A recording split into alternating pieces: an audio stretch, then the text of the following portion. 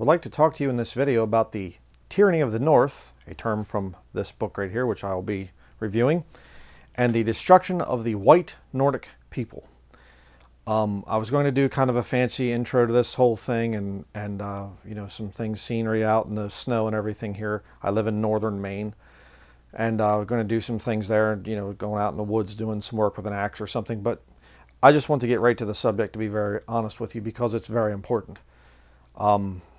For many years, I have seen this trend in the West, be it Europe and also North America, of an agenda against white people.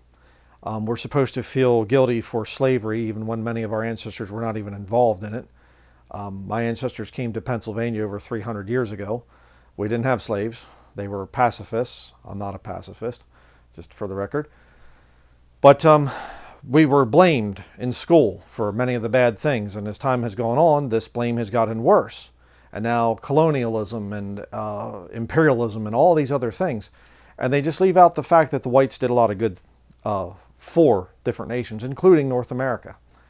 And there's this agenda that's there. It's so disgusting, because we are very tolerant, very open-minded people as white North Americans, white Europeans. We don't hate other people. All right, that's a bunch of nonsense. But the other races, be they black or Hispanic or indigenous people here in North America or whatever, a lot of them are being trained to hate us. And they're all the DEI hires and the woke agenda and all this other stuff.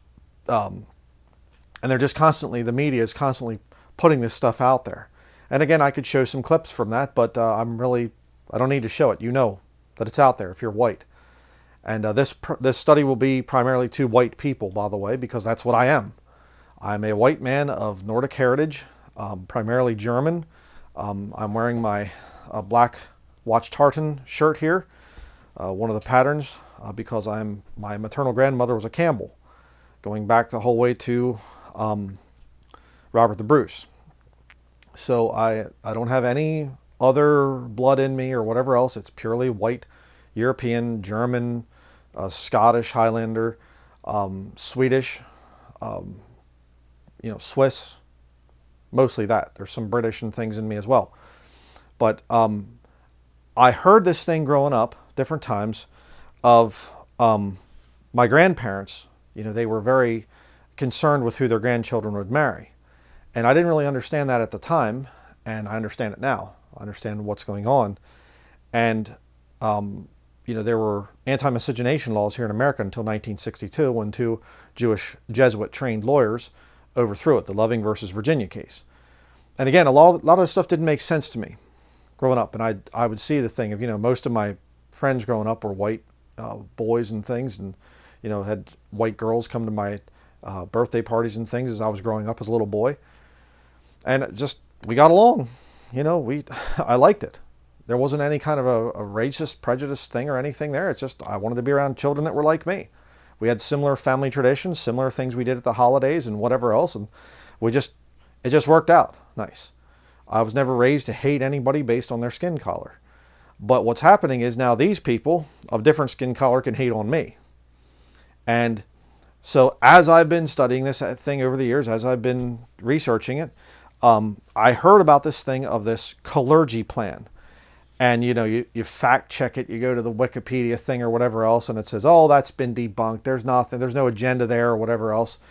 And this is the book right here. This is a reprint. This is not, this was written originally in German in 1925, which would have been before Hitler showed up, by the way, which I'll show you some interesting thing. There's racism in here, but it's against white people. So this came out before Mein Kampf, and yet Mein Kampf is demonized, and this is not, because it lifts up a certain group of people, which we'll be talking about here. I'm going to show you the quotes. So, I was challenged many years ago by a guy at a Baptist church I went to back before I had enough sense to get out of that system. And this guy said, people like you, he said, you never go to the original source documents and verify the quotes and whatever else. And I took that as a challenge. He made it as an attack against me, but I took it as a challenge, and I thought, from now on, I'm going to try to go to the original source documents. So this man here is Count Richard Coudenhove Kalergi, 1894 to 1972. All right, let me show you this. I have an overhead camera. I can show the documents with this. Let me show you the little thing here about him on the back of the book. So there we have it. You can read that. I'm not going to take the time to read it, but you can see that he is of Austro-Hungarian origin by his father and Japanese by his mother. Okay? So this man was mingled. He's not a white European. And that led him to certain conclusions that actually mingled people are in many ways superior to people that are unmingled. All right? And it led him to some very racist things that he says in here. And this guy, if you don't know, basically was the one who formed the basis for the European Union, bringing all the countries together and then also flooding immigrants into Europe and ultimately into North America to destroy the white races. And that's exactly what it's all about. And I'm going to show you from his writings that that's what the intention was and is currently. All right. So, but before I get started on that, I want to explain something else. I'm going to start out. I'm a Bible-believing preacher. And I want to show you something rather interesting in the King James Bible. I made this statement. People said, could you back it up? And I could do a whole study on this. But I'm just going to make a quick mention of this. Isaiah chapter 14 in the King James Bible. I'm going to read a couple verses here, 3 verses. And you'll see something rather interesting. In this passage, God is speaking to Lucifer. Many people call him Satan or the devil. And here's what he says. How art thou fallen from heaven, O Lucifer, son of the morning? How art thou cut down to the ground, which didst weaken the nations? For thou hast said in thine heart, I will ascend into heaven, I will exalt my throne above the stars of God, I will sit also upon the mount of the congregation, in the sides of the north. I will ascend upon the heights of the clouds, I will be like the Most High, yet thou shalt be brought down to hell to the sides of the pit. Where is God located? According to the Bible. Not according to your feelings or beliefs. So I'm saying according to the scriptures, where is God's throne? It is in the north. That's the north direction, right back that way. Okay, that's why I'm pointing that way. South is that way. All right. God sits in the north. And there's plenty of other verses of scripture that talk about that. All right. There's some interesting scientific theories on that, about how that if you get to a point of sub-zero temperature, it would basically stop time from happening. If you like, an eternity. Rather interesting. So when I've heard a lot of pagan people, Nordic type people, and they'll come out and they'll say that the God of the Bible is a sheep herder's God of the Middle East or something like this. A bunch of Jewish shepherds out there in the plains of Israel or something, and that's their God. No, actually, God is a northern God, a true Nordic God. And I did a whole study on the Havamal and a lot of the Norse paganism and things. And it's basically, it all comes from Snorri Sturluson, I think it was, back in the 11th century. And it's just basically a cheap knockoff of a lot of the concepts of Scripture. And you would do well to study that. Okay, you can watch my videos at the end to see that your pagan beliefs a lot of times actually are stolen from the Bible. Because Snorri Sturluson was a Roman Catholic. It's a whole other study, which I've already done. But I want to show you some quotes now from this book here, and I'm going to tie in some things here. What is important about this? Because this is a huge concept here. This isn't just some kind of little rantings or a little funny thing. There is a thing about the northern realms. That's when you get closer to God and how God lives and how the understanding about God is. All right? There's a lot of really deep things here. And if you stick with me through the study, you're going to see what I'm talking about. I'll just say it this way to kind of whet your appetite a little bit. Look at all the different militaries, the different armies that have tried to conquer the northern realms. The Romans trying to go up into Germania and then over to Britannia and things, and trying to get up into the Nordic realms, and they're having all kinds of trouble with it. You see, most people on the earth, they can live almost anywhere, but very few people can live in the north. There's a reason for that. And this guy understands it, and he called it the Northern Tyranny, the Nordic tyranny. It takes a special kind of person to live up here. And the only reason you get a lot of other people living up here that are non-white races is because they're using things like technology to live here, which is exactly what he says. And remember, as we're reading through this book, as I'm showing you the quotes in this book, this was written in 1925. 1925, when a lot of people still didn't have electrical, grid-tied electricity. Okay? 1925, when there were no televisions back then. You had to go to the silent movies, the talkies, and then the talkies came out later on and whatever else. Yeah. So, I'll show you some fascinating things about this book. So we will get started here. We're going to go to page 12. And I'll show you some interesting things here. So here we have page 12, and he says, because nature in the north was a challenge to people, other tribes succumbed. The Europeans accepted the challenge and fought. They fought until they were strong enough to subdue the earth. They fought until they forced the very nature which had challenged them to serve them.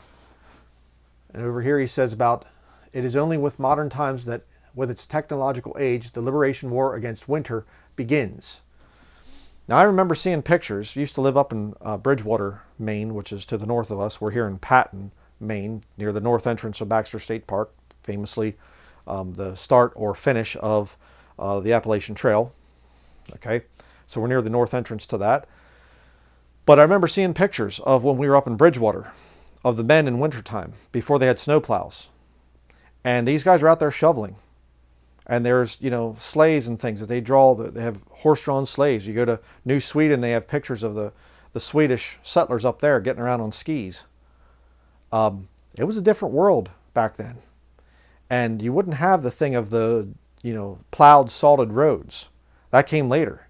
That came with technology. But here's the interesting thing. Will this technology, is it just a regular part of life now and it'll never end? I don't think so. I think that there will come a day when the resources will not be allocated to plowing roads and things and keeping the power grid going up here in the north. Now, if that happens, would that be a free place to live? If you can live there and survive there? However many months, 6 months out of the year, and there's no road access, no power? Could that happen eventually? Yeah, I think that's what's coming. But the people are here today because of technology. Page 14. Let's look at this. Mankind will organize one day and wrest from the earth everything that she denies us today. Now, if you're aware of this channel, from 2017 up until early 2024, for 7 years, we fought against a mining company mining just to the north of our property. My property is even further north than this office right here. But Wolfton Mining, they wanted to come in here and they wanted to mine the area. And it was going to poison, and they definitely would have poisoned lakes and in streams and everything. And we're saying, we really don't want that in the area here. I don't want to be hearing explosives going off and feeling the rumbling and whatever. No, thank you. We like to have our nice, crystal clear springs and streams and things with native brook trout in it. We really don't want the thing here. But you see what he said there, mankind will organize one day. What does that mean? Mankind will organize? Does it mean, get your papers and effects in order and things? No, it means that they're going to come together as a globalist type of system. We won't have nations, sovereign nations anymore. It'll just be one big global empire. We'll organize one day and wrest from the earth everything that she denies us today. Like China's already doing in Africa and many other countries where they do open pit mining. Hey, it's going to kill the native population. Whatever. We need our smartphones. We need our technology. We need our 5G and our 6G eventually and whatever else. And the only way to have that is with our rare earth minerals. Where do you think they're getting it from? You people in the city that are watching this, where do you think the rare earth minerals come from?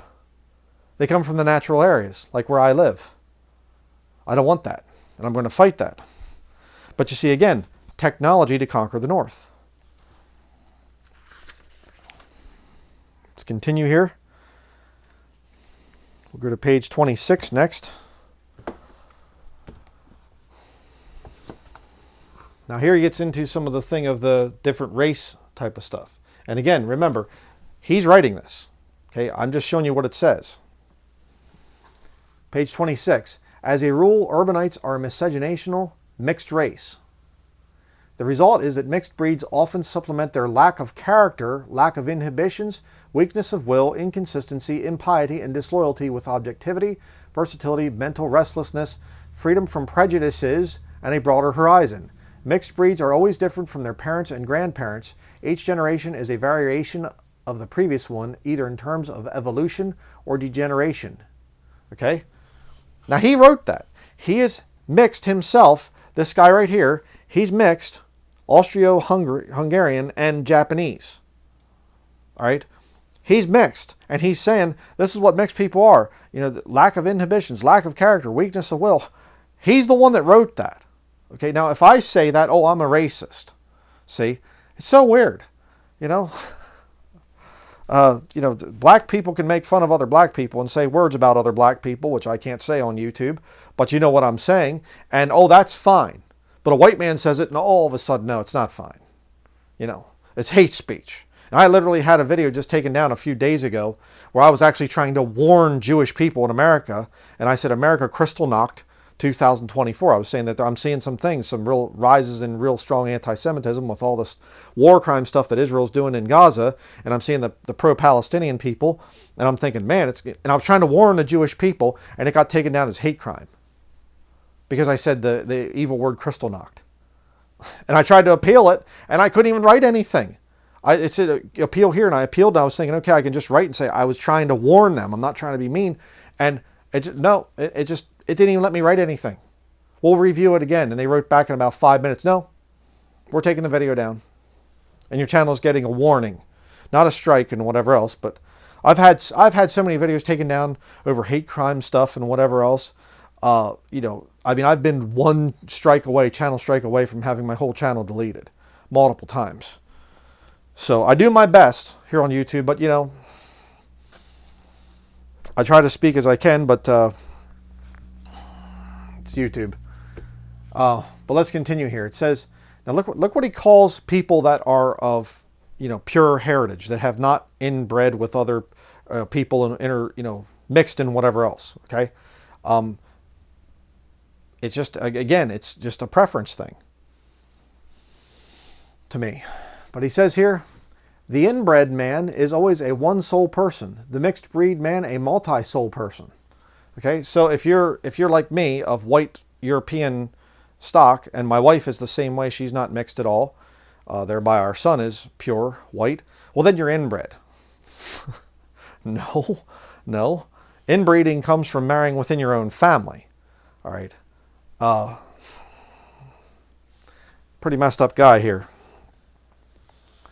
Here he says on the next page, and I have written stupid here because it is stupid. Inbreeding strengthens the character but weakens the mind. How? Doesn't even make any sense. Miscegenation weakens the character but strengthens the mind. How? How in the world does that strengthen the mind? When inbreeding and race mixing are favorable, they result in the highest human type, combining the strongest character with the sharpest of minds. It doesn't even make any sense. Where inbreeding and race mixing are unfavorable, they result in a degenerate type with weak character and dull mind. That's why I wrote stupid. This guy, it's weird because I know the Japanese, they get into the whole dualism thing, and I see it over and over with him. It's either this or it's that. It's this dualistic worldview type of a thing. Kind of weird. But let me show you here the next page. This is page 28. The man of the future will be a mixed breed. Today's races and castes will fall victim to the increased overcoming of space, time, and prejudice. The Eurasian Negroid race of the future, similar in its features to the ancient Egyptians, will replace the diversity of nations with a diversity of personalities. According to heredity laws, variety of the descendants grows out of the variety of the ancestors, and uniformity of descendants out of uniformity of the ancestors. In single-race families, one child resembles the other because all represent one common family type. In mixed-race families, the children look different from each other. Each forms a new variation of the diverse parental and ancestral elements. And that's a good thing? Kind of weird. But you see, we're going to get rid of the white people. We have to get rid of these white people. We just have to mix everything together. Might want to read Genesis chapter 19, I think it is, or not 19. It's let me get it real quick, because this is very important. If you don't understand the whole thing of where the races came from, what was the whole point of God creating different races? It was to get away from what this guy here is actually proposing as a thing. Genesis chapter 11, I was thinking 19, it's Sodom and Gomorrah, but that's another issue. There's some race mixing there as well. Lot was you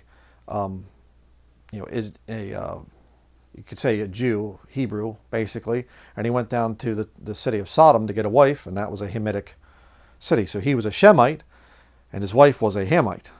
Race mixing, and look what it led to.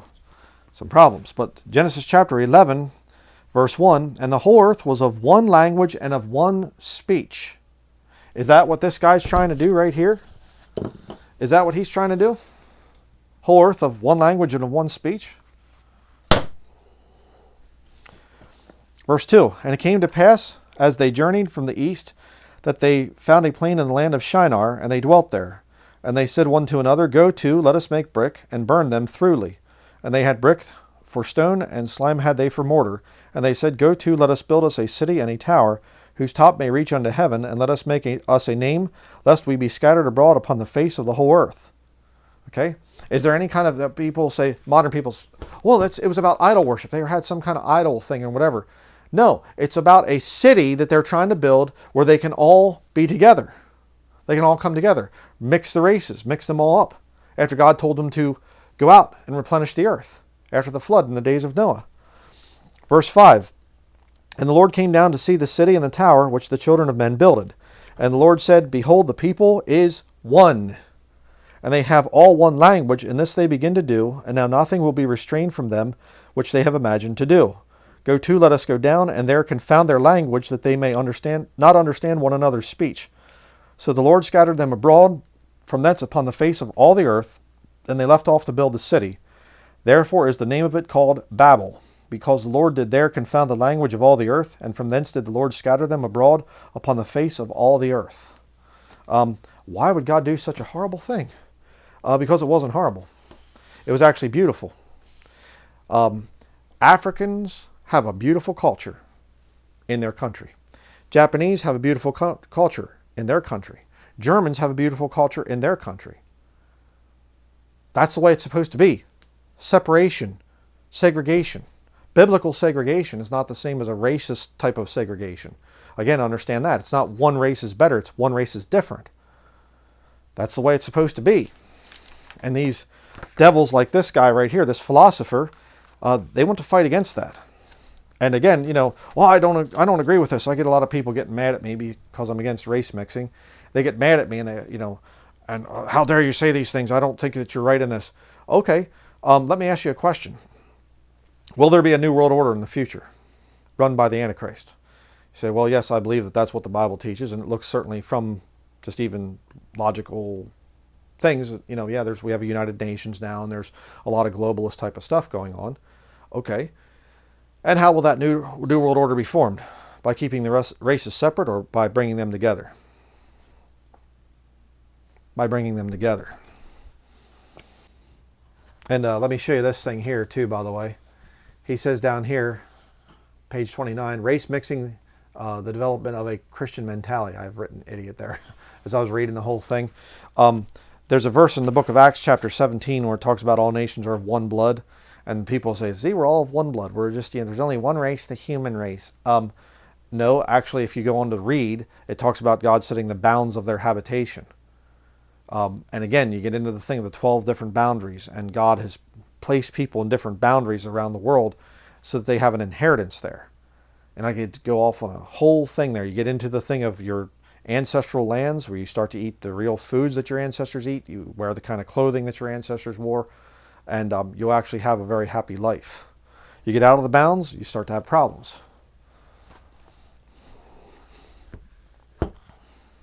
So let's go to the next one here. Here we have page 32. And it says here, to these Jewish prophets who are wearing a new world epic, or preparing a new world epic. All right. Jewish prophets, they're preparing a new world epic. Interesting. What separates the Jews from the average urban citizen is mainly that they are inbred people. Well, he contradicts himself here in a little bit. You'll see what I'm talking about. Okay, now we're going to go to page 40. I'll show you what I'm talking about here. When there was still true blood nobility, the system of aristocracy by birth was fairer than that of the moneyed aristocracy today, because then the ruling caste had a sense of responsibility, culture, and tradition, whereas the class that rules today is barren of feelings of responsibility, culture, or tradition. Rare exceptions of this don't deny this fact. Okay, what is he talking about? Well, very simple. In the past, I definitely have bloodlines within my family and things that go back to nobility, aristocracy of the blood. In other words, my ancestral ties and things, and Campbell clan and the Denklingers and the Brubakers and things, and even the Fry family. Those are the four different, my grandparents. My maternal grandfather was a Fry, and that's German for free, because at one point in time, one of my ancestors would have fought in a war, and the king, whoever it would have been in Germany, declared him to be free. Fry, took the name Fry. So I have coats of arms for all four of my ancestral names, and then they go back to other names, and there's other coats of arms and everything else. And I have a tremendous sense of duty and, loyalty and things like that. But you have a lot of these people that showed up, and now they're going and they're getting into the finance world and everything else, and they are able to make more money than me because they're not honest in their business dealings, and they're using speculation and gambling and this modern false fiat currency type of thing and whatever, to build up huge amounts of wealth so that they can then get into ruling positions. And if you're a Freemason, or if you're a Knight of Columbus, or if you're this or you're that, we'll kind of fast track your political course. And then they look at somebody like me and I say, I'm not going to join any of your fraternities, and I don't want anything to do with that. Oh, well, you just be a peasant or something. And it irritates me, because I've seen this thing of when my ancestors came here to America in the early 1700s, most of them were farmers. How do we go from being people of noble birth to being farmers? And I know there's a lot of economic stuff there and whatever else. You have, things go bad in Europe, and there's, different famines and whatever. And then some of the nobility might have gone and done some farming and whatever else. And you just keep kind of farming. And of course, some of my ancestors were very wealthy farmers. But it's irritating to see people that have no right to rule, and they're in positions of rulership. You can look at the modern fires here in Los Angeles, and you got the police chief, and she's a black female lesbian, and she's talking about how that we need people that are, that are not as white, or whatever. Yeah, well, how'd it work out there for you fighting the fires? Disgusting. And Boeing coming out and saying we need to hire less white pilots. No, you hire the best qualified. You get somebody that's a black man and he's a really good pilot and whatever else, has a great record, hire the man. It isn't about they all have to be white or anything, but if you get a bunch of white pilots and they're very good, oh, I'm sorry, our white pilot quota is full right now. We have to hire somebody who's less qualified. Bunch of satanic nonsense is what it is, and I will say it like it is. Here's page 41. While the real aristocrats of mind and heart, the wise and kind, live in poverty and powerlessness, egotistic, and violent humans usurp their positions. Written in 1925. Remember that. A little bit further down the page here, he says, the conservative rural spirit that used to preserve noble families from extinction for centuries. Yeah. Conservative rural spirit. Now we got all these wacky liberals and things, and I'll be able to do a good job fighting things if, as a woman, I can shave my head and dye it in rainbow collars or something like this, and make fun of white people and put white people down, and oh, you're a white police officer, you have to get back in your car and leave the area or something because this is a black neighborhood, and and then you wonder why crime's exploding. Just disgusting. And if you're black out there, you understand what I'm saying. Okay? You understand what true people, you're of black ancestry and things, or Spanish or whatever else. You understand. You understand what I'm saying. And don't think for 1 minute that if they would be able to kill all the white people, don't think that they won't come after you, because they will. These people that have made lots of wealth through their scamming and scheming in the stock market. But here's page 42. It says, the current economic boom makes it easier for unscrupulous, uninhibited, and irresponsible people to earn money. For speculation and dealers' profits, luck and ruthlessness are more essential than strong will and mind. And he says, no aristocracy can last without moral authority. All right. Haven't I been preaching this for a long time? If you're aware of the channel here, if you've been watching, videos and things, these people that are in the stock market, the people that are in Hollywood and media of all different types and things, and the medical establishment and all the different big industries out there, they're unscrupulous. They don't care. Oh, hey, we're going to put out a movie that's going to make young people want to kill themselves or kill other people and things and destroy themselves, destroy their future, sterilize themselves. Is there money in it? Let's do it.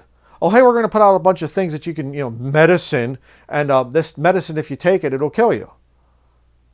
It's got poison in it. Whatever. Hey, you know what? Let's put out a bunch of food, and let's put some industrial waste like high fructose corn syrup and other things like that. Let's stick that into the food to make people more addicted to it. See, you're not going to get that from me. If I'm in a position of power, I mean, look at this ministry. Let me finish my statement. If I'm in a position of power, I'm going to have morals and things about me that, no, I can't do that. Hey, you know what? I could make a lot of money if I did this, but you know what? That would be morally wrong. I'm not doing it. See? That's the way it should be. And if you have watched this ministry, you know that I will not preach anything unless I practice it myself. Never. It never happens. Let's go to the next page here. Page 44. There we have page 44. From the majority of mankind in Europe that only believes in numbers, in majority, two quality races stand out: blood nobility and Judaism. Separate from each other, but both believe in their higher calling, in their superior blood, and in the difference of the races. In these two heterogeneous superior races lies the heart of Europe's future nobility. Kind of find that interesting, Europe's future nobility. In other words, a blending of Jew and European. Kate Middleton, what was it, Goldstein or Goldberg or something like that? Was her mother's maiden name? And they got a ketubah, a Jewish marriage agreement, basically. I have a whole video on that. She's a mingled Jew. And this guy back in 1925 is saying we need to mingle the nobility and whatever else of Europe. The only noble families really left that are in any kind of position of quote-unquote power, they're just figureheads, they're puppets, speech readers. But, they appear to be in power, yet the king and all this other stuff. Yeah, there's mingling of Jewish stuff going on there, just like he said they should do. Oh, it's been fact-checked, it's been debunked. I don't think so. I don't think so. Down here he talks about a revolutionary aristocracy is created. Thought that was kind of an interesting thing. Revolution. We're trying to create a revolution. Talking about people's races. We have to get rid of these white people. And this is accepted. This is fine. Where's this guy? I never even heard of this guy in high school. Everything I heard. See if I have the copy. Yeah, right here. I have all kinds of books in my collection that I'm not for. But, right there. I showed it on video. I guess I'm going to be flagged now or whatever else. This is demonized. This is not. How does that work? I don't quite understand that. Both are written in German. Both right around the same time period. This one is against the Jews. This one is promotional of the Jews. This one is not demonized. This one is. Kind of weird, isn't it? But give you one here coming up. This is a real doozy. Page 50. Let's look here at page number 50. Because Jews emerged from an international religious community rather than a local race, they are a nation with the most mixed blood. Wait a second. I thought he said that they're the pure inbred type people. Earlier he says that, and then now he's saying they're the people with the most mixed blood. But you ready for a good one? Check this one out. Page 51. Page 51. The intellectual master race of the Jews. The intellectual master race of the Jews? The Aryan bloodlines. Aryan blood. Master race. Terrible, horrible, hate crime. Jews, master race. Intellectual master race. I don't know. It's not racism. And, again, which race do you think is superior? Which race do you think is the master race? It's subjective. It's completely subjective. You cannot prove that one race is far superior intellectually to any other race, and that nobody in that race is dumb or whatever else. This racial curve, the Bell IQ curve thing, and all that stuff. We can prove which races are smarter. How? You test certain individuals, you get them at random and whatever else. That's the whole problem with, statistical science. I think it's one of the things that the Bible calls science, falsely so called. You can just pick the dumb ones out of a certain race and the smart ones out of another race and say, see, this other race is smarter than this previous race. It's nonsense. Okay? That's why I don't fall for that stuff. It's stupid. But I just find it interesting. Like I said, this book is never demonized. This book is fine. Even though he said that the Jews are the intellectual master race. And he's calling for the destruction of Europe. European white people. This one calls for the destruction of Jewish people. Weird. Page 52. Only through mixing with the best blood, the viable traits of former feudal nobility will rise to new heights. Only through breeding with the top non-Jewish Europeans will the Jewish element of the future nobility reach its full potential. Is he teaching race mixing? Yes. And when is he teaching it? He's teaching it at a time when in America it was illegal. We had anti-miscegenation laws. And we do the studies, do the research. This stuff is happening. And over here he talks about page 53. The divine laws of erotic eugenics. And I have a little question mark. Huh? A little bit warped in the head there, I think. All right, page 63. Let's go here.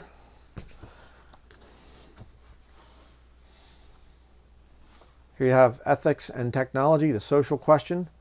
The question about the destiny of European culture is, how will it be possible to protect mankind living on a narrow, cold, and barren strip of land from famine, hypothermia, homicide, and exhaustion, and give it the freedom and leisure that once gave it happiness and beauty?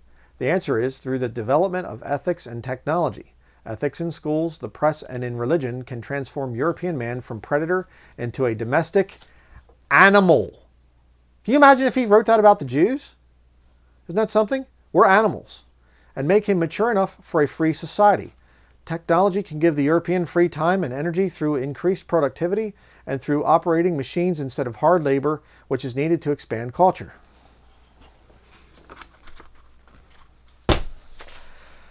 Ooh, gets the old blood boiling.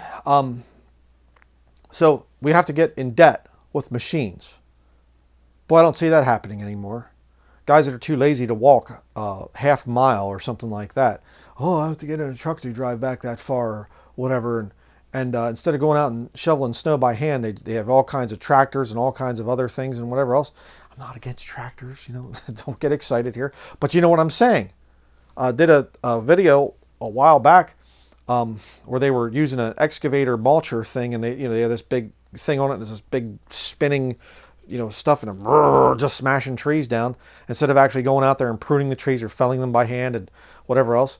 Well, it saves time and money, man. It's all about time and money. It's also putting men out of work. And this year, 2025, there's going to be a huge expansion of artificial intelligence. And all of a sudden, a lot of people are going to realize, hey, you know what? I don't have a job anymore. Huh. I had some dim-wit white guy come here. I don't have a smart meter. I've been resisting it. I had to sign a form not to pay $11 extra a month, whatever, to keep a smart meter off of this office here, the ministry office. And this dimwit came along and he's trying to use all kinds of little intimidation tactics and all this other stuff on me. Stupid guy doesn't realize if he's going out and checking the meters, if I put a smart meter on and so does everybody else, he loses his job. Okay, well, they'll have him do something else. Yeah, but somebody's going to lose their job that they don't have to drive around and look at the meters anymore. People aren't thinking, oh, but it's going to make our lives easier. It's going to make our lives better. No, it's not. No, it's not. And this nonsense of how will it be possible to protect mankind living on a narrow, cold, and barren strip of land? One of the reasons I moved to northern Maine, because you can get a lot of land for cheap. That's why. I own a lot of land. I do. Lord blessed me with a really good property. I paid about $350 an acre for it. Okay? You say, $350 an acre? Yeah, that's right. You get it after it's been logged, you can get it for really cheap. Okay? I mean, if it's just been logged that year, at least in the past, you could get it for about $200 an acre. Yeah, and you can get a lot of it. I know, guys, I bought a truck from a guy up here who had 700 acres of land. I don't have anywhere near that, but I'm saying 700 acres of land. One guy living there. Single guy. Younger guy. Okay? There's guys up here. I saw a property for sale up north of us. 1,900 acres of land. Regularly, there's properties coming up, 200, 300, 400 acres of land and whatever else. What do you mean narrow strip of land here? Narrow, cold, and barren strip of land. Famine, hypothermia, homicide, and exhaustion. What? So me going out into the woods in the wintertime and, pruning trees and going out and collecting things and whatever and hunting, gathering throughout the year and things and fishing and whatever. I'm dying of exhaustion. And we want to make it so that you can have freedom, free time and energy through increased productivity and through operating machines instead of hard labor, which is needed to expand culture. Oh, you mean your culture. You don't mean my white Nordic culture. See, that's the whole thing. That's what this racist devil here wants. Because you can't control people like me. Oh, we're going to shut the power off. Power gets shut off here. You know what I do? I go home to my property where I don't have grid power. Wow, would you stay warm? With my wood stove. How'd you go to the bathroom? Outhouse or composting toilet. How'd you have any food? Oh, that's not a problem in the wintertime. We can freeze our food here without electricity or anything else. I can do just fine. I wear nice thick clothing, multiple layers of clothing. It's not some kind of a horrible thing, but you see what he's doing is he's trying to push his culture on me. That's the problem here. That's racism. Racism is not saying there's differences between races. That's not racism. Racism is saying my race or a race is superior to your race and you and your way of life should be eliminated. That's true racism. That's disgusting to me. Page 64. Let's go here. Page 64. At the top here it says, technology wants to abolish hardship so that people don't have to be poor. What right do you have to even say a thing like that? Hey, you don't have to be poor. Well, what if I like being like this? What if I like my life being simple and I'd rather go out and spend my day hiking in the woods or go out fishing? Well, that's not very efficient. We should, come up with ways to make it more efficient for you. Fishing is not very smart and whatever. Hey, you know what? I'd rather go out and spend my day doing that than going and working for you. See how this racist man right here is pushing his ways on me and on you if you're white? And even if you're not white, I mean, I know other people that are very much into nature as well. Okay, here we go. Let's go up here. I have idiot written. You'll see why. Europe must exorcise the horrors of starvation and hypothermia which constantly threaten her citizens. She can achieve this only through technology. idiot. That's about the only way I can really talk about this thing here. The horrors of starvation and hypothermia. Okay. No, I actually like the cold. We enjoy the cold. I like to go snowshoeing. I like to go out and do things like that. We have to rescue you through technology. You know, they're trying to, you know, up here in the northeast of, you know, America, the New England states, you know, they're very dependent on red diesel. Home heating oil is just red diesel. It's diesel with some red dye in it. And they're trying to, you know, diminish that. And we need to put heat pumps on people's homes. And we'll give you some money, some kickbacks and whatever to put heat pumps on your homes and whatever. And I see these people with the heat pumps. They have to have one in every room, you know. Well, then you're saying that you're for red diesel? No, I'm not saying that. I'm for wood stoves. Small places with a wood stove. That's the ancient Nordic way, heating with wood, you know, that grows back. It's good for the forest to thin out the trees, the cull trees, you know. They're hewn down and cast into the fire, the Bible talks about. Page 71 here. Heat forces man to limit his activity to a minimum. The cold forces him to increase it to a maximum. Yeah. Now, some of the things he says in here I agree with. You know, the guy's not completely stupid. But I agree with that. When it's cold, it forces you to move. You know that if you're a hunter. Okay? Best time to hunt is not when it's 70 degrees outside if you're deer hunting. You want the deer to move. Deer will just lay down and not go anywhere if they hear hunters in the area. If they can smell hunters and sense that they're around, yeah, bad time to hunt. You want it to be cold. They have to get up and move. All right? And as far as Nordic people are concerned, we're very active people. Oh, we just sit around doing, you know, whatever. No. There's a lot of activities up here. You know, I see trucks coming up through, you know, going up now, up north here with snowmobiles, you know, sleds and things like that to start the big snowmobiling season. There's a lot to do in the north. It's not we're not starving or having horrible times or whatever else. All right, page 75. Here we have that. Europe's world mission is to liberate humanity through technology. Okay? And remember, like I said, 1925, no cell phones, no televisions, no, you know, radios really back then. I mean, there would have been some early ones, but, you know, 1925, this guy's coming out with this stuff. Very few people had cars in 1925. I mean, you know, the Model T and thing would have been out for a while, but what I'm saying is most people didn't have those in 1925. We're going to liberate, you know, people. I don't like to use the, you know, humanity thing, but we're going to liberate people through technology. Oh, you mean liberate to control? Yes, I think so. Look at this one. Here's another crazy one. Page 76. He says, in Jewish mythology, the European spirit corresponds to Lucifer. Isn't that nice to write? You know, what do you mean by Jewish mythology? The Bible, Old Testament scriptures. Nice thing to say. But here we actually get to the quote where he talks about the extinction of European white people. Okay, I'm going to show it to you right now. Page 79. Here it is. It says, in 10,000 years, history will be divided in the pre- and post-technological ages.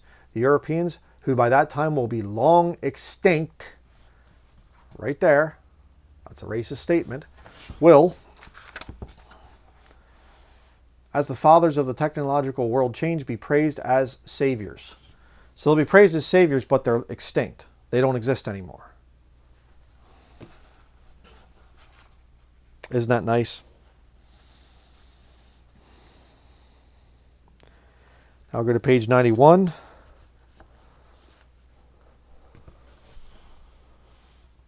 says here, Europe must understand that technological progress is a liberation war against the hardest, cruelest, and most uncharitable tyrant, Nordic nature. And there's my thoughts on it as I was reading through the book here. hardest, cruelest, and most uncharitable tyrant, Nordic nature. What did we read in the King James Bible here? God's throne is on the sides of the north? Do you think that he might actually be, in his own way, saying that the hardest, cruelest, and most uncharitable tyrant, do you think he's referring to God, since God's throne is in the north? I think so. You see, these people that are rebelling against God, they're going out and they're race mixing and things and just hatefully doing this, saying, we're doing this thing to get rid of the white people. That's why they're doing it. Okay? I mean, ultimately, that's the philosophers that came out with this whole race mixing thing. Let's get rid of white people. We'll breed them out. We'll get rid of them. That's racism. It truly is. But you see, what's really behind it? Well, you go back to Genesis chapter 11. The people is one. The people are all coming together. The people are saying, let's get rid of our differences. Let's change things here. And God says, no, I want you to split up. God wants to preserve the races. God doesn't want everybody to just be this mingled mongrel mess. And I don't need to hear in the comments section if people are watching this, oh, I'm mingled. That's your thing and whatever else. I don't, that's not what I'm doing in this study. I'm not talking about that. All right. This is a study for white people. All right. You can watch it if you're any other race, whatever else. I don't care. But what I'm saying is, I'm seeing attacks on me just because of the color of my skin and because of my ancestry. I have a right to fight back against that. And if I can't do it here, I'll do it someplace else. But let's continue here. A couple more quotes and then we'll be done. Page 93, he says, talking about the modern era, the technology stuff, poisons become remedies, deadly viruses become vaccinations. A little exclamation mark there. Look what he just admitted to here. Oh, we have to ban you. That's medical disinformation. Okay, ban him. I'm not the one that wrote that. He wrote that, 1925. Page 94. The chemist who succeeds in making wood edible would free the people from the yoke of famine. Okay, go to the grocery store sometime. You can find it in Parmesan cheese a lot of times. You'll see powdered cellulose. You know what that is? Sawdust. Okay, now you say, well, it's a plant fiber and whatever. Yeah, but they can use sawdust as powdered cellulose. Check it out. Look at all the different foods and things. A lot of bread crumbs and things. It'll have powdered cellulose in it. The chemist who succeeds in making wood edible. They did it. They did it. You would have had mostly whole foods in the stores and whatever and grown on the farms back there in 1925. Now here we are in 2025, exactly 100 years later. We have wood fiber in the stores, in the food.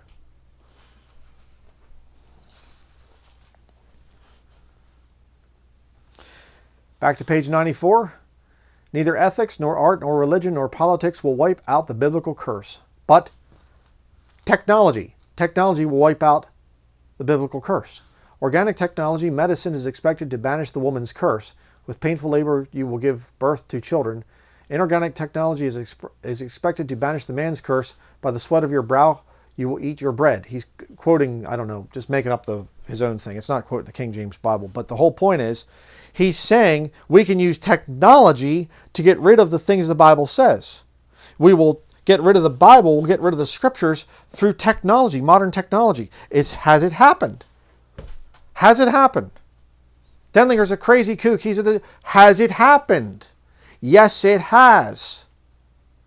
What this devil wrote back here 100 years ago, it's happened. Oh, it's been debunked. There's no such thing and whatever. You're crazy.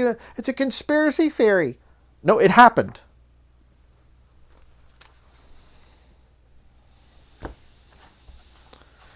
Now look at this as he describes what I believe is the Antichrist. Page 95. Let me show you. We too are facing a world turn. Humanity today expects the socialist era to be the dawn of the golden era.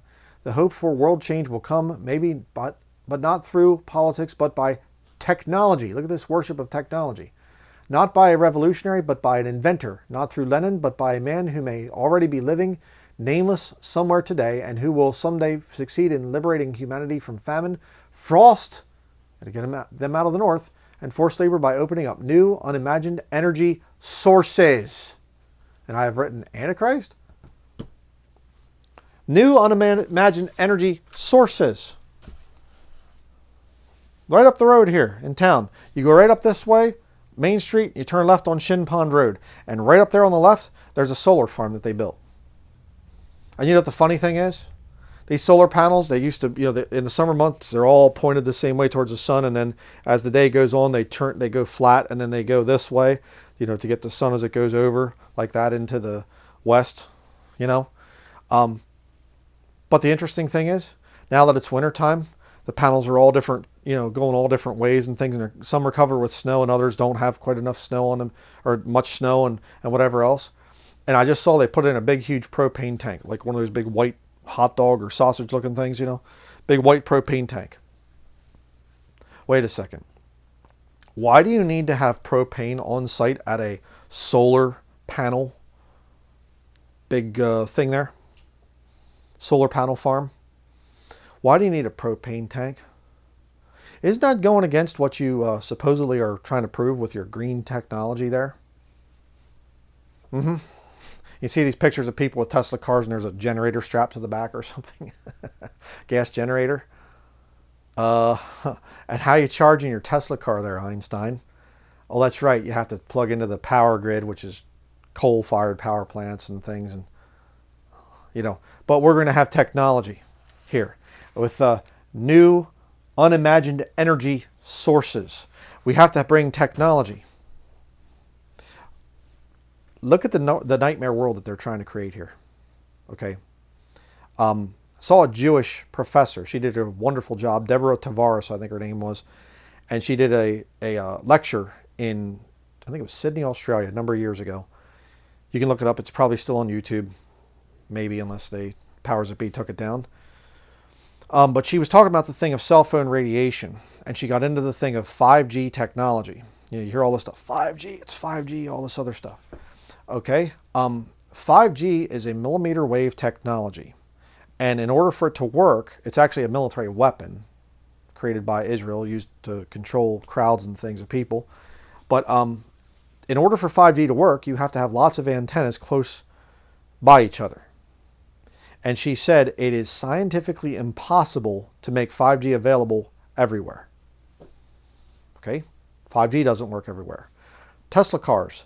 It is a known fact that their battery life is terrible when you go into northern environments.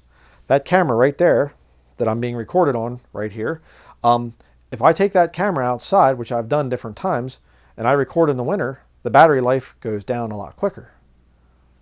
So we have a solar farm up here that gets covered by snow, and they have to bring in propane to try to, I guess, keep the snow off of it, or I'm not sure what they're using it for, some kind of generator, backup generator, or Lord only knows what. We have millimeter wave technology that does not work in the northern environment.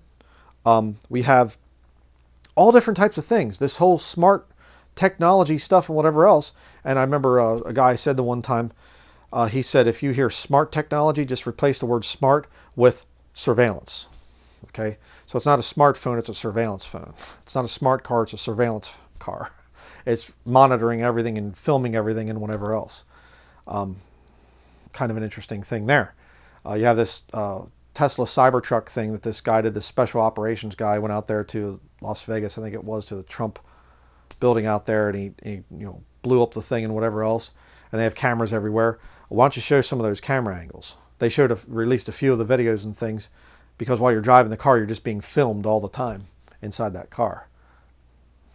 No, thank you. I'll take my old vintage vehicles. Thank you very much. And if they try to take those away, then I'll find another mode of transportation. But all this smart stuff and whatever, this technology, it's all about surveillance. And it's all about getting you to move south, which is the plan. That's their plan. That's always been the plan. To attack the tyranny of the North. What is the tyranny of the North? what are they really saying? They want to get you away from God. The God of the Bible. Thus saith the Lord, thou shalt not. Those are absolute statements that a devil would consider to be tyrannical. But you see, if you understand the Bible, if you truly understand the Bible, truly read it as it stands, and you realize the God who wrote this is a logical God, and he requires certain things, and he calls certain things sin that are bad for man. And this God wants you to succeed. He wants to have a relationship with you. He wants you to talk to him. He wants you to thank him for what he's made out there. And I've talked about that for years. I'm not going to go off on a big tangent on that, but it's just pretty amazing. But let's continue here. Page 97. Technology alone can break slavery and save culture. I don't think so. The ultimate goal of technology is the replacement of slave labor through machine work, elevating the whole of humanity into a class of men in whose service an army of natural forces work in the form of machines. The machine is the liberation of people from the slave labor era. Through machines, a mind can do more work and create more value than millions of hands. Complete and total lie. I'll tell this story. I think I've told this in other studies, but many years ago, when I was a professional wood turner, there was an Amishman that actually had a big replicator lathe. His lathe was, I think, $35,000, computerized lathe. Amishman, you know, oh, they don't have electricity. Oh, yeah, right. Yes, they do. And I remember he had this, he took me out to his shop in the barn, and he had this little wooden panel on his floor, and he lifted up the panel, and there was an electrical outlet in there, and he took the computerized lathe and plugged it in, and he looked up at me and he grinned and he said, don't tell the bishop. Yeah, he had more technology than I did as an Englisher. But anyhow, so he's, showing me how his computerized lathe works. It had this little thing, you put the pattern up here and then the blank of wood down here, and it would follow the pattern, and it would carve out the bottom spindle as it's, spinning on this lathe, and he could set it at different speeds and all different types of modes, Knew how to work this computer thing. I wouldn't have known what to do with that thing, but the low technology Amishman, yeah, he knew. But so he was doing chair spindles, and they went and they found this historic book, and it had this really detailed spindle in it, and from a chair that was made by hand back in the 1700s. And he said to me, he showed me this picture, and he said, could you replicate that and on your lathe and make a pattern that I could put it on my duplicator lathe, and then I could make these spindles for this chair company? And I said, yeah, I can do that. And I said, how long do you want it to be? What diameter? And I actually, drew it from the actual book, and then I made it, 18 inches long or something like that, whatever it was. I made it out of black cherry, and I literally turned it on my lathe, put all the different beads and little coves in and everything else, and it was beautiful. Turned out really nice, and he paid me for it. And he went and put it on his replicator lathe. He couldn't replicate it because the angles and things of the different things were too sharp. So his little replicator, it had a little roller on it, and it would hit those real sharp angles and things, little V grooves and things like that, and it would roll through there. He couldn't replicate it. So this nut here says, oh, technology can do better than people's hands. I don't think so. I don't think so. And I mean, look around you. Look at the modern world. Look at modern clothing compared to old clothing. Look at modern cars compared to old cars. Look at modern anything. The old saying, they don't make it the way they used to. Yeah, been proven true, how many millions of times. We like to talk about the MIC rule, made in China, MIC, the MIC rule. What's that? 2 to 3 years and you have to replace it. Any crap that comes out of China, you have to replace it in a couple years. Why? Because they thrift everything. I mean, there's so much that goes along with this study. Believe me. Thrifting. You make something really good, technology's made really good at first, and then they make it cheaper so that they can increase their profit margins. Look it up. I'm not joking. Make it with cheaper parts and everything else. Here we go, page 98. Dismantling the big city. In addition to these two tasks, alleviating need by increasing productivity and dismantling slavery by reducing and individualizing work, the machine has a third cultural mission, the dissolution of the modern metropolis and the return of man to nature. Okay? And I read that and I thought to myself, the return of man to nature. Well, that would go against their agendas and whatever. No, not really. Because what they're saying is they're going to bring man out here through technology, which is exactly what's happened. I mean, there's a house in the area here, and I've seen their license plate. They have a talk, tag license plate, and it's "I hate winter." H, and the number 8 and T, and then WNTR or something. I hate winter. The letter I first. And and I think, if you hate winter, what are you doing living in northern Maine? Well, they're here because of technology. A lot of people are here because of technology. Go around griping and complaining about the cold and everything else. Yeah. But see, they want to make their smart cities. And again, you can watch the stuff from Elon Musk, that devil. That guy's a devil. I get so sick and tired. Oh, Elon Musk, he's such a freedom guy. He spoke at a Trump rally. Wow. Oh, you mean the guy that wants to put an implantable microchip into your head and everybody's brains? The guy that wants to take away our gas cars and our freedom. The guy that puts vehicles out there that track everything that you do and that they can shut them down if they want to. Yeah, that guy. Yeah. But Muskie there, he was coming out and he was talking about the thing of, we'll eventually have autonomous everything and we'll have these smart cities and whatever else. And the airport of the future will have trees all around it and things because there will be nobody driving their car there because you'll just have a robot taxi come and pick you up and take you to the airport. Saw a video yesterday. My son and I were watching this. Some guy's in this Uber, autonomous vehicle, and the stupid thing's just driving around in circles in the parking lot. And the guy's calling up the help thing and he's saying, I can't get out of the vehicle. The thing is just driving around in circles. He said, I'm going to miss my flight. Crazy. But let me read some more about this. It's page 99 here. The origins of the modern metropolis came at a time when the horse was the fastest means of transport and there was no telephone. At that time, it was necessary for people to live in close proximity to their workplaces and as a result lived in a cramped space. Technology has created these conditions. Fast train, car, bicycle, and the telephone allow the worker to live many miles away from his office. There is no need for the construction of, I think you got a little bit misprint there, of the construction and accumulation of rental barracks. Okay, sorry about that, misspelling in the book. In the future, people will have the opportunity to live next to each other instead of on top of each other. Breathing healthy air in gardens and living healthy, clean, decent lives in bright and spacious rooms. Electric and gas ovens will protect against the winter cold, electric lamps against the long winter nights. The human spirit will triumph over the winter and make the northern zone just as comfortable as the moderate one. Isn't that what they've done here 100 years later? The development towards the garden city has already begun. The rich are leaving the centers of the big cities and settle on their periphery or their surroundings, like the suburbs, in other words. The new industrial cities are expanding horizontally instead of vertically. At a higher level, the cities of the future will be somewhat similar to those of the Middle Ages.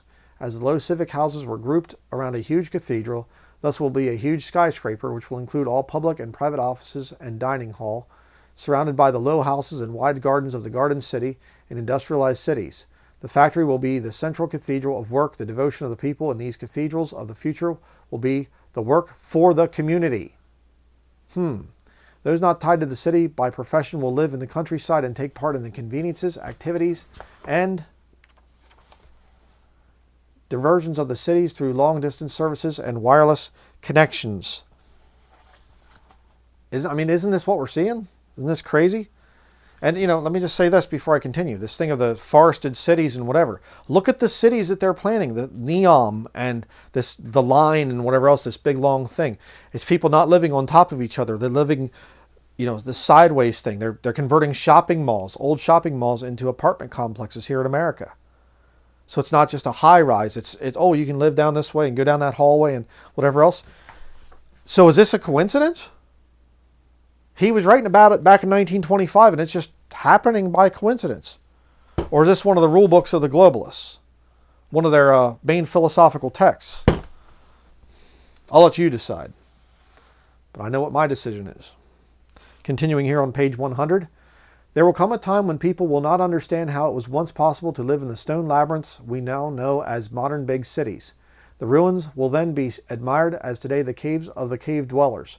Doctors will scratch their heads how it was possible from the standpoint of hygiene that people could live and thrive in such an environment, closed off from nature, freedom, light, and air, in such an atmosphere of soot, smoke, dust, and dirt. All right? Is that what we're seeing again? The pollution levels in these big cities. Well, those need to be eliminated. Could they do that with World War III? Get rid of the cities. Oh, the cities have been bombed and everything. You get the mass casualty thing to warp people's minds, and you get the agenda of getting the people out into the countryside into these smart, garden cities. Sure. The coming downsizing of the big city as a consequence of the upturn in traffic engineering is a necessary precondition for real culture, because in the unnatural and unhealthy atmosphere of today's big city, people are systematically poisoned and crippled, body, soul, and spirit. The urban culture is a marsh plant because it is born by degenerate, morbid, and decadent people who have voluntarily or involuntarily fallen into this dead-end life. And I hear that from a lot of city people. They say, oh yeah, it's a dead end in here. You can't get out of this place and whatever. Goes on to say, technology is able to offer modern human beings more happiness and possibilities than past years offered their princes and kings. Is that true? Yes, he's right on that. Sure. He's exactly correct on that. But this is all by design. Okay, here we have page 101. The basis for such a fulfilled life has been created by technology. For the chosen few, technology has turned the forests and swamps into a cultural paradise. Man does not need to despair. He has never been so close to his goal as he is today. What goal? Could it be the goal of Genesis chapter 3? Ye can be as gods, knowing good and evil? I wonder. Page 102. Just as everyone today wears a watch and owns a mirror, so maybe in a century or so, every person could have a car, his own villa, and his own telephone. 1925, 2025. Welcome to the future. Aristocratization of humanity. We all become kings. Or, as Satan said, ye can be as gods. Why not? We can do it through technology. Just take the mark in the right hand or in the forehead. Elon Musk will provide you with the Neuralink. Page 103. The optimistic, life-affirming asceticism of the technological age is preparing God's kingdom on earth, clearing the earth for paradise. For this purpose, it moves mountains, rivers, and lakes, wraps the globe in wires and rails, creates plantations from forests and farmland from steppes. Like a supernatural being, man is changing the surface of the earth according to his needs. Supernatural being. Ye can be as gods. This man is inspired by Satan. But you don't have to believe it. Everything's fine. Everything's okay. We don't have anything to worry about. There's nothing to see here. Yeah. Page 106. Cinema is about to replace today's theater, yesterday's church. Has it happened? Yes. In all of its artistic deficiencies, film is already beginning to unconsciously carry a new gospel to the masses, the gospel of power and beauty. Again, I shall say, 1925, written in 1925. Film is already beginning to unconsciously carry a new gospel to the masses, the gospel of power and beauty.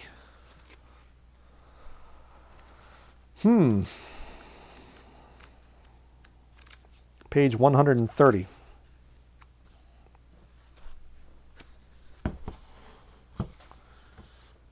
Technology without ethics must lead to catastrophes, just as ethics without technology. If Europe makes no progress in ethical terms, it has to stumble from one world war to another. These will be the more terrible the higher technology develops. It would be equally ridiculous and cowardly to fight and condemn technology as such because of the possibility of technological and cultural disasters. Okay, so technology without ethics leads to catastrophes. Okay, but we shouldn't condemn technology just because it might destroy everybody. You know, I mean, hey, you know what? Like I said, another thing here. I'm going to make a fully automatic rifle that toddlers can use. It's going to have a special recoil dampening things in it and things like that, so that toddlers can use it. It's a 30 caliber, you know, shooting 308 rounds or maybe 30-06. I'll go even bigger, and little, you know, I'll make it so that 2-year-olds can handle the recoil. You say, well, that would be a really bad idea. Yes, it would be a bad idea. You have to look at that and say, you know, even if I could create that technology, it wouldn't be serving anybody. It'd be a bad thing. You know, let's make a brain implantable microchip. Yeah, that way we can control people's thoughts and tell them to be good people. Let's do some kind of millimeter wave technology so that we can put things into people's minds. Be a good citizen, obey the law, you know, they live kind of a thing.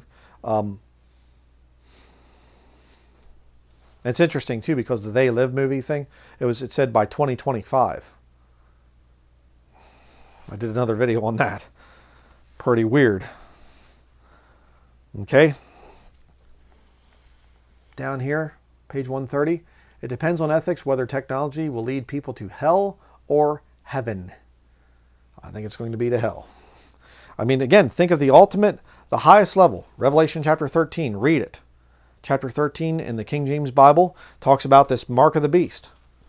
No man might buy or sell save he that had the mark. Are we heading in that direction? Where we don't use precious metals to buy anything? We don't use cash to buy anything? Now we're into digital, and eventually it will be a mark? A scannable barcode, or maybe not a barcode, but a QR code or something like that? A chip below the skin? They already have these things. They can already, you know, go to different countries. You can just, you know, get the chip in your hand and whatever else. You can beep, just walk through something. It's crazy. Self-checkout lines and all the stuff. You can see it happening. This book here prophesied it. This book here is saying, here's how we do this thing.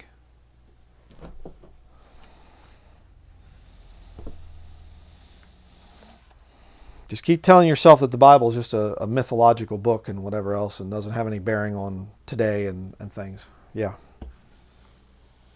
But look at this. You say, oh, come on. You said a couple times that this guy's inspired by Satan. That's just ridiculous. Come on here. Let's look at page 132. Talking about all this stuff here, you can read this whole paragraph, but he talks about the romance of the occult. Fill the bleakness of everyday life with wonders and secrets, secret societies. Down here he's talking about Steiner, and he says the riches of the occult. He's into occultism. Look what he says here. Last quote. Page 134. He says, evolved human being as king of the earth. So this man right here is saying we're going to get rid of white people. We're going to get rid of people that are of noble birth. People that have said, you know what, I'm not going to mix. I'm going to keep my culture. I'm going to say, hey, you know what? I don't make a living that way. That's dishonest. I'm not going to make a living through the stock market and speculation and whatever else. I'm going to go out there and I'm going to get my hands dirty. I'm going to get some good scars on my hands and things work by the sweat of my brow. I'm not going to rely on a lot of technology. I'm going to understand the thing of I'm going to stay debt free.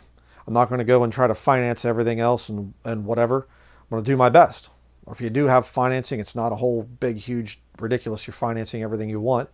You just finance what you need. I'm still against that, but you know, I believe in being debt free, working hard. Oh, well, no, we need to get rid of all those types of people. We need to get people away from the north, that northern tyranny.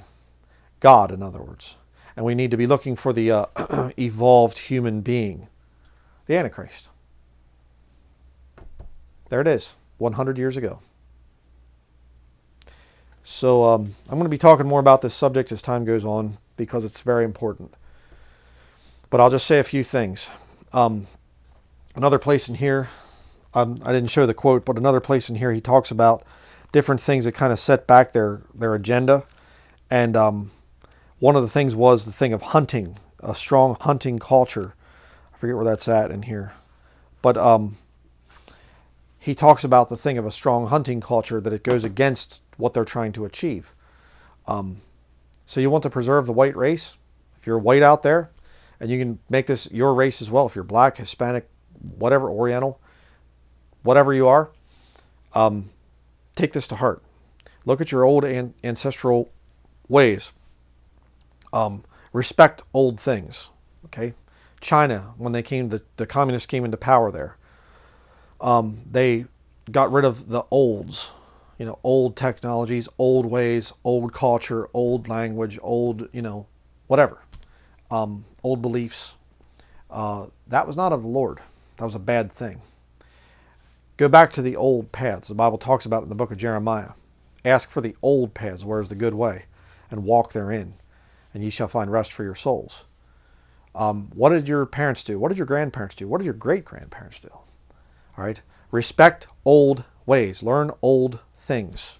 I'm raising my son to know how to use a wood stove, and to know how to use axes and things like that.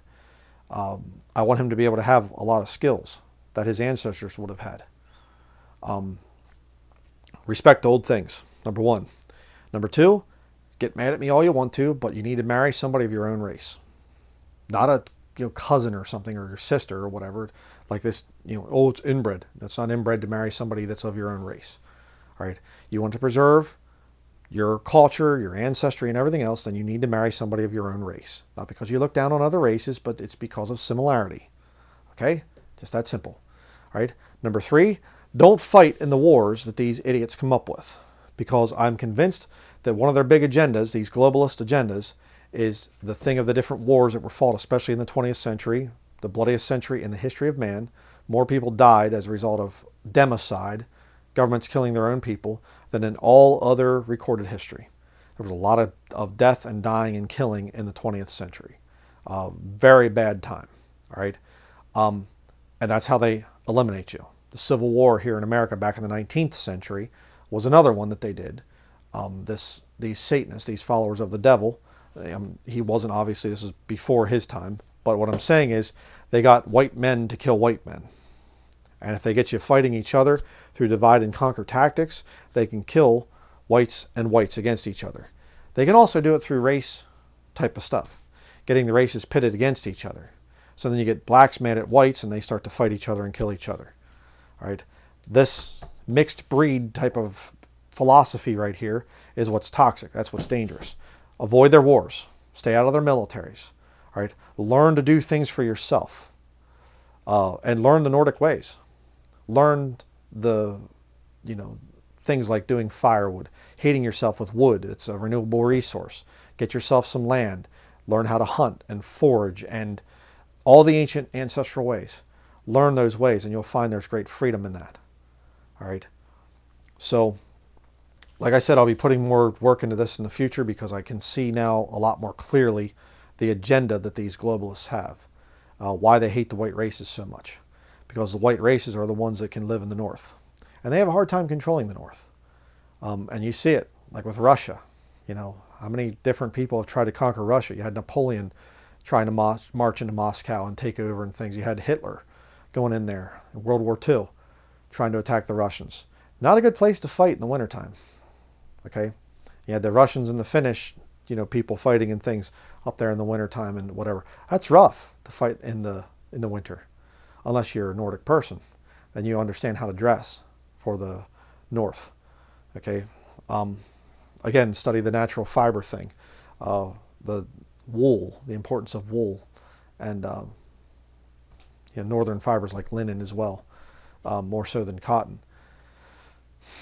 There's a whole lot I could say, but hopefully I've given you an idea here, some things to think about if you're a young man and your ancestry is a white European ancestry. You're here in America, or you're over there in Europe. I know I have a lot of European viewers. Don't let this disgusting satanic integration that's coming into your countries, don't let it destroy your beliefs. You stick by what you know is right. And don't fall for their little speculation and everything else, ways to make a lot of money quickly. Don't do that. So it's a very long video, but I have a lot to discuss on this thing. I wanted to show the quotes from that book just to kind of debunk this whole fact-checking thing. Oh, clergy, that whole thing. It's not about eliminating white people. Yes, it is. Yes, it is. The Nordic people, they want to eliminate us. Just as plain and simple as that. So that will be it. And I thank you very much for watching. And like I said, look for future videos on this topic. I'm going to put some videos here at the end where you can watch about the thing of my video on the Havamal and on a lot of the Nordic pagan type of stuff. What you need to understand there as a Nordic pagan, the Bible is not telling you to get rid of every single one of your beliefs and then you have to walk around acting like you're Jewish or something. That's not what the Bible's teaching. Not at all. God is a Nordic God. God is a God of the North. That's where his throne is. All right. So that's going to be it. Please study the issue more. Thank you for watching.